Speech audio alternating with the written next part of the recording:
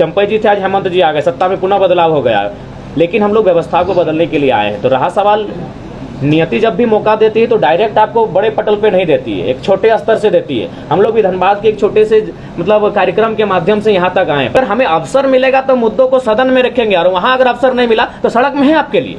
लोकसभा चुनाव लड़ते लड़ते 4 FIR मैंने हमारे ऊपर हुआ है, तो हम लोग कब मुद्दों से भागे हैं और कब उनके मुद्दों से हम लोग अपने आप को दूर किए हैं? नहीं। चलिए हम आपको 10 लाख रुपया देते हैं, आप एक नेता बना दीजिए। तो पार्टी होती है ना, पार्टी निर्जीव होती है। वर्तमान उस समय पार्टी को चलाने वाले नेता उसको जीवित रखते हैं। तो आज अगर मान के चलिए हेमंत के हाथों में जेएमएम की बागडोर है, कल किसी और के हाथों में, अच्छा बीजेपी की जो बागडोर जिनके हाथों में, अभी भी मान के चलिए, देखिए जब बीजेपी को लोग याद करते अटल जी को और मोदी से तुलना करते तो अटल जी को कहते कि नहीं वो सबको लेकर चलने वाले लोग थे, इस तरह का उनके साथ माहौल नहीं था, यही पार्टी थी, इसी पार्टी के नेता थे। तो पार्टी निर्जीव है, उस पार्टी के नेता उस पार्टी को जीवंत करते हैं। तो उस समय अगर किसी भी पार्टी में अगर विचारधारा मिलने वाले लोग आएंगे, अगर वे आगे आकर अगुवाई करेंगे तो हम लोग बैठेंगे, बैठने में कोई आपत्ति नहीं। हमारा जो कौम है उस कौम का उत्पत्ति हुआ है कुड़ुम शब्द से, कुड़ुम यानी कुड़मी, तो हम लोग का संबंध है कोड़ना, कोड़ना यानी मिट्टी। तो आज अगर सबसे ज़्यादा अगर आप बात करें झारखंड में, अगर जमीन किसी उद्योग धंधे में माइंस में गया है तो नो डाउट हमारे कौम का गया है। क्यों गया है? इसी कारण कि उनको नोटिफिकेशन के बिना इसीलिए हटाया गया था। राज्य में जो 23 वर्षों का 24 वर्षों का राज्य होने को जा रहा है, उसके उद्देश्य क्या थे, उस राज्य का गठन आखिर क्यों किया गया था, उस गठन करने के बाद उस उद्देश्य की पूर्ति हुई कि नहीं, तो मुझे लगता है उस उद्देश्य को लेकर हम लोग पुनः इस राज्य में जाने का कार्य करेंगे। तो सबसे पहले हम लोग आपके माध्यम से तमाम इस राज्य में जो भी लोग, जो भी ऐसे लोग हैं जो अन्य पार्टियों से जुड़े हैं, अन्य पार्टियों में उनकी आस्था बनी रही है, उन्हें हम चाहेंगे झारखंडी विचारधारा अगर उनके हृदय में आज भी समाहित है तो उनका सादर अभिनंदन है, स्वागत है। और उनका हमारे राजनीतिक दल में जो नए तौर पर, नए तरीके के साथ और नए मापदंडों के साथ झारखंड की राजनीति में क्रांतिकारी पहल के तहत कदम रखने जा रही है, उनका सभी का स्वागत है। और साथ ही साथ चूँकि झारखंड की राजनीति में काफ़ी उठापटक हो रही है, काफ़ी दांव पेच दिख रही है, इस बीच हम लोग राज्य की स्थिति को जो पा रहे हैं, और सबसे पहले माननीय मुख्यमंत्री पुनः आए हैं तो उनको स्वागत करते हैं। हालांकि चंपई चाचा का इस हाल में नहीं छोड़ना चाहिए, फिर भी जो उनका हम स्वागत करते हैं और उन्हें आशा करते हैं कि आज विशेष सदन बुलाया गया था। हम उम्मीद करते हैं कि विशेष सदन झारखंड के युवाओं के लिए बुलाया जाए, झारखंड के छात्रों के लिए बुलाया जाए, झारखंड के किसानों के लिए बुलाया जाए और उनकी समस्याओं का भी निदान इसी प्रकार विशेष सदन के माध्यम से हो। और पुनः चूँकि जैसा कि हम लोग देख पा रहे हैं, आज भी केवल हमारे जो विधायकगण हैं उनकी सैलरी में इंक्रीमेंट हो रहा है, लेकिन हमारे जो आज सहायक पुलिसकर्मियों की बात करें तो वो धरने पर बैठे हैं। आज उनकी ओर से एक पोस्टर देखें, जरा बहुत ही मार्मिक पोस्टर था कि हमें नक्सली बनने पर मजबूर ना किया जाए। तो ऐसे में हम अपेक्षा रखते हैं पुनः जो गठित हो रही है हमारी सरकार नए मंत्रियों के साथ एक फ्रेश होकर, उनसे आशा करते हैं उनकी समस्या का निदान हो। हमारे पास अभी रास्ते में चलते चलते झारखंड स्टेट फार्मेसी काउंसिल के साथी मिले, उनका प्रतिनिधिमंडल मिला। उनकी भी जो मांगे हैं कि 23 वर्षों से एक छात्र जो व्यक्ति आज नहीं रहे, शायद 23 वर्षों से उनका कार्यकाल रहा, लेकिन वहाँ के झारखंडी लोगों को मौका नहीं मिला, जिस कारण काफ़ी समस्याएं हैं। तो इन समस्याओं का समाधान हो, निदान हो। और आज के प्रेस कॉन्फ्रेंस का जो महत्वपूर्ण उद्देश्य यही है कि हम लोग खुला आमंत्रण, खुला निमंत्रण उन सबों के लिए कि वे लोग हमारे साथ चलें जो झारखंडी भावनाओं के साथ है, जो झारखंडी राज्य को अलग गठन करने के समर्थक रहे हैं। हम लोग पुनः एक नए सिरे से इस नए राज्य को पुनर्स्थापित करते हुए एक नई विचारधारा के साथ इस राज्य के जो आवाम है, 3.25 करोड़ 3.5 करोड़, उनके जो सपने हैं, उनकी जो मांगे हैं आज भी जस की तस दिख रही हैं, तो उन्हें हम पूरी कैसे कर पाएँ, उसके लिए आप सभी का सहयोग की आवश्यकता है। अतः उनका हम लोग स्वागत करते हैं। और बाकी आपके सवाल। सिर्फ भाषा में बनी आपका आंदोलन, अब राजनीति पार्टी में जा रहे, तो आपके आगे का क्या ऐसा विचार है, क्या लोग आपके साथ जुड़े? सिर्फ भाषा में आप राजनीति या मुख्यमंत्री बनने का सपना कैसा है? देखिए, सबसे पहले बात, ना हम लोग मुख्यमंत्री बनने का सपना लेकर आए हैं, ना विधायक बनने का सपना लेकर आए हैं। हम लोग मुद्दों के साथ खड़े रहे, जिन मुद्दों के साथ झारखंड के नेताओं को खड़ा होना चाहिए था। अब तो ये हम लोगों का 2 साल का कार्यकाल रहा है और हम लोग का ये आवाज़ बनने का काम किया कि अब हमारे नेता, हमारे विधायक कानून की किताबें पढ़ने लगे हैं और मुद्दों पे बात करने लगे। नहीं तो ये मुद्दों को इग्नोर कर देते थे। आप खुद उनसे सवाल पूछते तो वो सीधा स्किप कर जाते थे, यानी मुद्दों पर बात करना ये मुनासिब नहीं समझते थे। तो अगर ये मुद्दों पर बात कर रहे हैं, अब वो सांसद दिल्ली में जाके लघु उद्योग कुटीर उद्योग की बात कर रहे हैं पलायन को रोकने के लिए, तो ये बड़ी बात है, हमारी उपलब्धि है। तो अगर आपको अभी भी लगता है तो मैं आपको पुनः कहूँगा, अभी भी हमें दोनों राजनीतिक दलों से अभी तक का ऑफर है कि 7 सीटों का 9 सीटों का है। तो भैया हम लोग विधायक और मंत्री और मुख्यमंत्री बनने नहीं आए हैं, हम लोग इस राज्य में व्यवस्था बदलाव के लिए आए हैं। सत्ता बदलाव होता रहता है, 23 सालों से कई बार सत्ता में बदलाव हुआ। चंपई जी थे, आज हेमंत जी आ गए, सत्ता में पुनः बदलाव हो गया, लेकिन हम लोग व्यवस्था को बदलने के लिए आए हैं। तो रहा सवाल, नियति जब भी मौका देती है तो डायरेक्ट आपको बड़े पटल पे नहीं देती है, एक छोटे स्तर से देती है। हम लोग भी धनबाद के एक छोटे से मतलब कार्यक्रम के माध्यम से यहाँ तक आए, 50 लोगों की भीड़ थी जब हम लोग पहली बार विरोध कार्यक्रम में उपस्थित हुए थे। तो नो डाउट हम लोग भले हम लोग का उदय किस रास्ते से हुआ मायने नहीं है, लेकिन अभी हम लोग जिस विचारों को साथ और जिन मुद्दों के साथ हम लोग आगे बढ़ रहे हैं, ये कहीं ना कहीं झारखंड के हर घर के मुद्दे हैं। महत्वपूर्ण कौन से मुद्दे होंगे आगे वाले? देखिए, महत्वपूर्ण मुद्दे मैं बार बार कह रहा हूँ, महत्वपूर्ण मुद्दे बहुत सारे होंगे, महत्वपूर्ण मुद्दे एक नहीं है। और झारखंड विविधताओं का राज्य, आप स्पष्ट जानिए। आप किसी भी राज्य को अगर आप पढ़ने जाएंगे, उस राज्य को अगर अध्ययन करने जाएंगे, तो अनुसूची 9 का अगर अध्ययन करेंगे तो सभी राज्यों का अपना भूमि का जो कानून है एक ही है। लेकिन आप अगर झारखंड की बात करेंगे तो आपका संथाल में संथाल परगना टेनेंसी एक्ट मिलेगा, आपका छोटा नागपुर में छोटा नागपुर टेनेंसी एक्ट मिलेगा, और फिर कोल्हान में आपका विल्किंसन रूल मिलेगा। तो झारखंड विविधताओं का राज्य है, तो यहाँ मुद्दे भी विभिन्न हैं, विविधताओं में हमारे मुद्दे भी हैं। तो उन सारे मुद्दों को एक जगह इंक्लूड करते हुए, एक निचोड़ निकालते हुए, उन तमाम मुद्दों को हम लोग बिंदुवार करते हुए विधानसभा के चुनाव में हम लोग आएंगे। शहरी क्षेत्र के भी कई मुद्दे हैं जी, मुद्दे हर जगह हैं, मुद्दे हर घर में हैं, शहर में भी हैं। उन शहर के मुद्दों के साथ भी हम लोग खड़े पाएंगे अपने आप को। लोकसभा चुनाव के परफॉर्मेंस को देख करके ऐसा प्रतीत होता है कि आने वाले विधानसभा चुनाव में आपकी उपस्थिति किसी दूसरे पार्टी को फायदा पहुंचा सकती है? नहीं, हम लोग तीसरे विकल्प के तौर पे आ रहे हैं। हम लोग किसी को फायदा पहुंचाने के लिए नहीं आए और किसी को नुकसान पहुंचाने के लिए नहीं आए हैं। हम लोग अपना एक इमेज बनाए हैं। और मैंने तो स्पष्ट कहा कि देखिए, इससे पहले जो वोटिंग होता था इंडिया और एनडीए, तो आज भी अगर आप रांची की ही बात कर लीजिए, रांची के जो भी 2 प्रत्याशी हैं, नाम ही ले लेता हूँ, संजय सेठ जी, ईमानदारी से अगर कितने लोग हैं जो उनको मतलब चाहते हैं कि वो संसद रिप्रेजेंट करें। लोगों ने इसलिए वोट दिया क्योंकि भारतीय जनता पार्टी से आए थे। जो सहाय जी की बेटी हैं, कौन लोग हैं भाई जो मैंने, एक तो सहाय जी को 20 साल नेतृत्व का अवसर दिया, अब उनकी बेटी जो किसी कार्यक्रम में उपस्थित नहीं हुए, जो धूप कंकर मैंने धूप बारिश को ये मैंने झेली नहीं है, जो झारखंड के लोगों की भावना को, भाषा को नहीं ठीक से समझ पाती हैं, जो कहाँ रही हैं, कितने लोग हैं, तो मजबूरी में वोट करते हैं। हमने उस मजबूरी को मजबूती का नाम दिया है। तो इसीलिए अगर आप भी अगर सोच रहे हैं ऐसा कि हम किसी को फायदा, किसी को घाटा पहुंचाने हैं, बिल्कुल नहीं। हम मजबूरी से जो लोग वोट करते थे, उस वोट को मजबूती से तब्दील करने आए कि आपको हम तीसरा विकल्प दे रहे हैं। पीजीटी के छात्रों का कुछ मुद्दा है कि छात्र नेता अब राजनेता बन गए हैं, हमारे साथ कोई नहीं, हम लोग उनके साथ हैं, हम लोग हमेशा साथ है। हमने तो कल भी बयान दिया था, आज भी दे रहे हैं और कल भी देंगे कि अगर हमें अवसर मिलेगा तो मुद्दों को सदन में रखेंगे, और वहां अगर अवसर नहीं मिला तो सड़क में है आपके लिए, सड़क में बैठे हैं आपके लिए। एफआईआर में हमारी कोई कमी नहीं आई है। लोकसभा चुनाव लड़ते लड़ते 4 एफआईआर मैंने हमारे ऊपर हुआ है। तो हम लोग कब मुद्दों से भागे हैं और कब उनके मुद्दों से हम लोग अपने आप को दूर किए हैं? नहीं मिलने जाएंगे जी, इसके बाद हम तो सुबह ही जाने वाले थे, वो स्वयं नहीं थे अपने धरना स्थल पर। आंदोलन की शुरुआत में कई आपके ऐसे साथी थे जो साथ में थे, जिन्होंने शुरुआत से आपका साथ दिया, लेकिन बहुत से ऐसे लोग हैं जो आपके साथ नहीं है, क्यों? देखिए, ऐसा आंदोलन की शुरुआत से, देखिए पहला बात, कोई साथ देने के लिए नहीं आए थे। सबको आए थे कि जब हम आंदोलन में आएंगे, लोगों के बीच आएंगे, लोगों के बीच हमारी पहचान बनेगी, हम लोग चुनाव लड़ेंगे। तो सब अपने अपने मोनोपोली लेकर आए थे। लेकिन हम तो एक छात्र थे, हम तो उस दिन जाना भी नहीं चाहते थे आंदोलन में, चले गए। नियति हमें लेकर जा रही थी। अब लोगों ने हमें पसंद किया, लोगों ने हमारे नेतृत्व को स्वीकार किया, तो उसमें हम क्या कर सकते हैं? हमने तो कभी नहीं कहा कि हमारे हाथों में नेतृत्व दीजिए। लोगों ने स्वीकार किया, लोगों ने विश्वास किया। और ये साथी पुराने नए क्या, अभी हो सके इसी सभागार में हमारे बहुत सारे साथी हैं जो 3 महीना बाद हमारे साथ नहीं दिखेंगे। जो साहब जो कहना है वो साहब कहेंगे।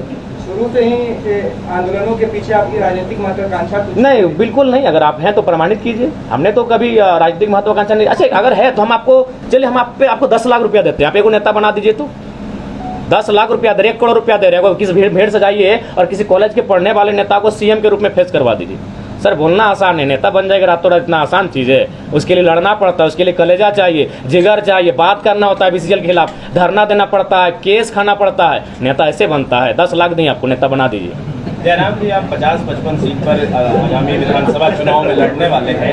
ऐसे में अगर चुनाव में अगर किसी भी पार्टी को बहुमत नहीं आती है तब JVKS किस और मुड़ सकता है? देखिए, ये रायशुमारी ली जाएगी, क्योंकि आप पूरे 81 सीट पे तो लड़ नहीं रहे हैं। नहीं, किसने कहा 81 सीट पे हम नहीं लड़ रहे हैं? पिछले प्रेस कॉन्फ्रेंस हमने क्या कहा था? पहला बात, आप लोग हर चीज को आप ले लेते हैं एकदम। हमने क्या था अनुमान? हमने क्या कहा था? हम लोग 8 लोकसभा लड़े हैं, 8 6 48 होता है। चतरा और झारखंड में 5-5 सीट यानी 46 तो लड़ेंगे ही लड़ेंगे। जहां लोकसभा लड़े हैं वहां विधानसभा लड़ेंगे ही लड़ेंगे। हम लोग जमशेदपुर नहीं लड़े थे, गोड्डा नहीं लड़े थे, पलामू में नहीं लड़े थे। हम ये आपको बता रहे थे कि अनुमान हम लोग 55 तक जा रहे हैं। अब हमने ये कहा था कि अनुमान, तो अगर समय बीतता जाएगा, हम लोग आगे बढ़ते जाएंगे, 81 को टच करेंगे, उसमें क्या हर्ज है? और कोई सवाल? जयराम जी, अगर आपको किंग मेकर बनने की का मौका मिलता है तो वैचारिक तौर पर आप किसके नजदीक होंगे, NDA या इंडिया? देखिए, हमें लगता है उस समय रायशुमारी होगी, वैचारिक रूप किसी का नहीं होता है। पहला बात है कि जो पार्टी होती है ना, पार्टी निर्जीव होती है। वर्तमान उस समय पार्टी को चलाने वाले नेता उसको जीवित रखते हैं। तो आज अगर मान के चलिए हेमंत के हाथों में JMM की बागडोर है, कल किसी और के हाथों में, जैसे बीजेपी की जो बागडोर जिनके हाथों में, अभी भी मान के चलिए, देखिए जब बीजेपी को लोग याद करते अटल जी को और मोदी से तुलना करते तो अटल जी को कहते कि नहीं वो सबको लेकर चलने वाले लोग थे, इस तरह का उनके साथ माहौल नहीं था। यही पार्टी थी, इसी पार्टी के नेता थे। तो पार्टी निर्जीव है, उस पार्टी के नेता उस पार्टी को जीवंत करते हैं। तो उस समय अगर किसी भी पार्टी में अगर विचारधारा मिलने वाले लोग आएंगे, अगर वे आगे आकर अगुवाई करेंगे तो हम लोग बैठेंगे, बैठने में कोई आपत्ति नहीं है। व्यक्तिगत विचारधारा मैटर करेगा नेताओं का? जी नेताओं का बिल्कुल। व्यक्तिगत पार्टी की कोई विचारधारा नहीं होती है। पार्टी की विचारधारा को नेता ही जीवित करते हैं। पार्टी की विचारधारा किताबों में रह जाती है, लेकिन नेचुरल नहीं है। सरकार के अंदर कुछ ना कुछ गतिविधियां ऐसी हो रही होंगी जो अनबैलेंस थी। सुनने में तो ये आ रहा था कि उनके जो गठबंधन के साथी हैं वो दिल्ली तक अपनी फरियाद लेकर पहुंचे थे, तो कुछ है अंदर की बातें। पिछली बार आपने इरफान अंसारी का जिक्र किया था, वो भी एक बार मंत्रिमंडल में इंक्लूड हो रहे हैं, उनके लिए कुछ सजेशन? हाँ, सजेशन यही रहेगा कि कॉमेडी थोड़ा ना करें और जो गंभीर मामले हैं उनको उठाएं। विशेषकर संथाल परगना का जो प्रमंडल जहाँ से वो आते हैं, वहाँ जो समस्याएं बढ़ रही हैं, उन समस्याओं का निदान करें। चंपई सोरेन को हटाने को लेकर के एक राजनीतिक सेशन में ये देखा जा रहा है कि जो संथाल के आदिवासी हैं उनका कहीं पे अपमान हुआ। आप इस नजर से देखते हैं? स्वाभाविक है, अपमान तो माना जा सकता है क्योंकि वृद्ध नेता हैं और उस समय के हैं जब गुरुजी का दौर था, निर्मल दा का दौर था। तो मेरे हिसाब से 3 महीना का जो समय बचा था, माननीय वर्तमान मुख्यमंत्री को उतना सेक्रीफाइस करना चाहिए था। आपकी पार्टी का 6 तारीख को शायद रजिस्ट्रेशन कंप्लीट होने वाला है, क्या वो प्रक्रिया संपन्न हो गई है? जी, लगभग संपन्न हो चुकी है। कल या परसों हम लोग का दिल्ली का बुलावा है। हमारी टीम जो हैंडल कर रही है वो जाने वाली है। हमारे व्यूवर्स का मतलब एक कमेंट आया है, कह रहा है कि JVKS आदिवासी विरोधी पार्टी है।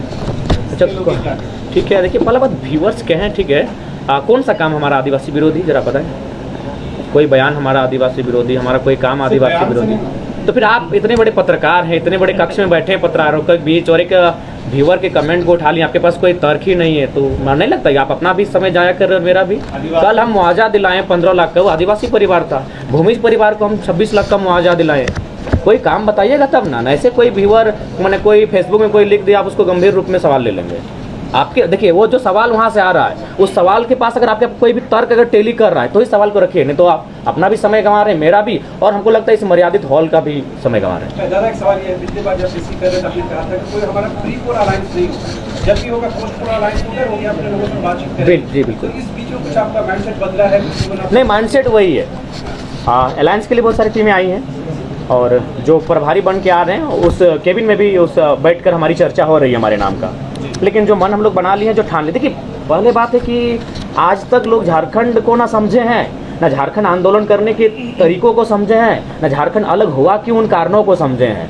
देखिए, अगर आप झारखंड आंदोलन को समझ रहे हैं तो आपको भी मालूम है, आपको 1985 का दौर जाना होगा, 90 का वो दौर जाना होगा, निर्मल दा की शहादत को समझना होगा। उस समय जो परिस्थितियां थीं झारखंड राज्य में, विशेषकर जो इंडस्ट्रियल बेल्ट जिनका उत्थान हो रहा था, माइंस, उन क्षेत्रों को समझना होगा। देखिए, ये चीज़ सच्चाई है, झारखंड भले आज 24 जिला हमारे पास है, लेकिन 7-8 जिले ऐसे हैं जिनको झारखंड राज्य नहीं चाहिए था, कोई मतलब नहीं था।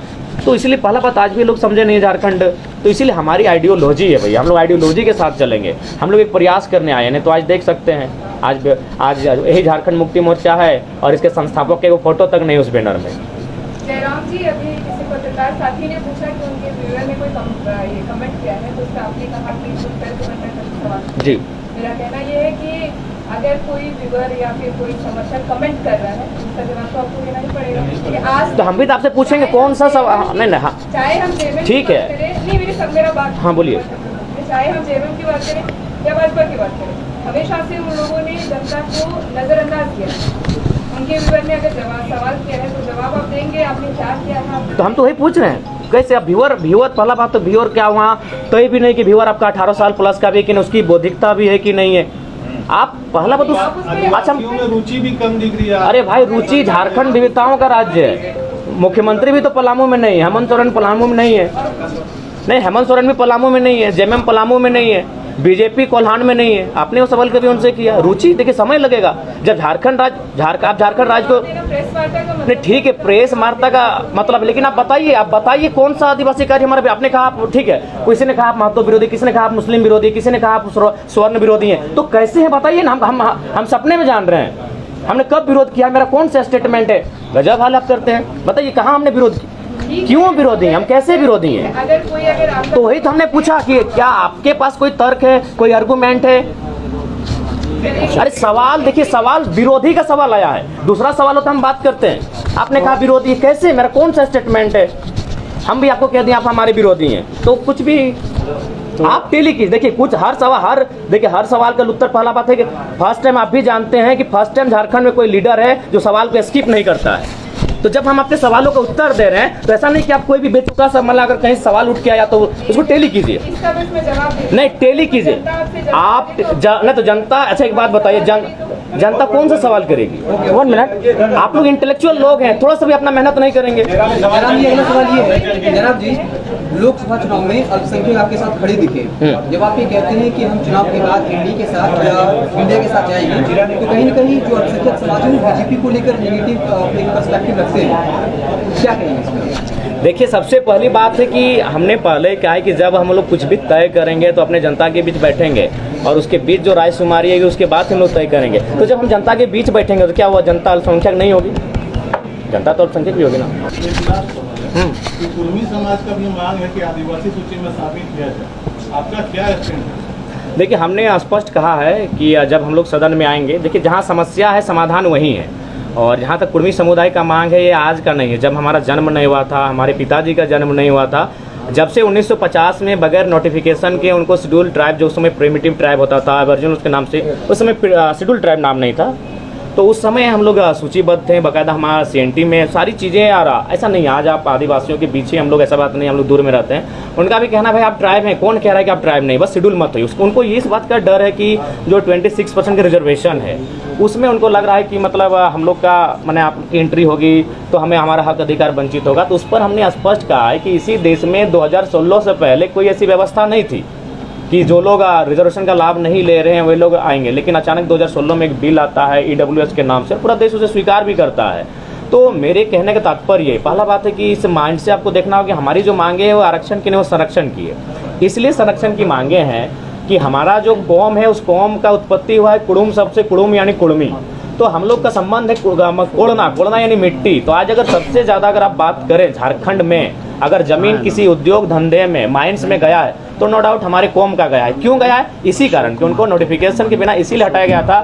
मैं आपको एक तर्क फिर दे रहा हूँ, 1907 में जब 1908 में जब CNT कानून बना, चूँकि 1907 में आपका टाटा जमशेदपुर का स्थापना हुआ, भारी मात्रा में ज़मीनें ली गई, और जब तक 1950 का नोटिफिकेशन नहीं आया था तब तक फिर झारखंड में जमीन का लूट खसोट नहीं हुआ था। लेकिन जैसे फिर 1950 में उनको नोटिफिकेशन से बाहर किया गया, सिंदरी कारखाना लगता है, BSL लगता है, और ऐसे अनगिनत कारखाने झारखंड में लगते हैं। शायद HEC भी उसी पीरियड का होता है, हिंडाल्को उसी पीरियड का होता है। तो ये मामला जो है ना वो सिर्फ और सिर्फ ज़मीन का मामला था। तो इसीलिए हम चाहेंगे उनकी ज़मीनों को सुरक्षित करने के लिए। और देखिए भारत एक संवैधानिक देश है, इस देश के संविधान के आर्टिकल 48 में पशु पक्षियों को संरक्षण की बात है, वन्य जीवों को ये संरक्षण देता है, वन्य जीवों का ये ख्याल करता है। तो कोई भी इंसान है एक ऐसा रूल लेके आए, ऐसा विकल्प लेकर आए, एक ऐसा कॉलम लेकर आए कि विवाद ना हो, इनका विवाद ना हो और इनका सम्मान भी बच जाए, इनका अधिकार भी बच जाए, संरक्षण मिल जाए। तो हमने तो स्पष्ट कहा है कि हम लोग जब जाएंगे तो एक जिस प्रकार से एक नया अचानक EWS का कानून आया, हम लोग एक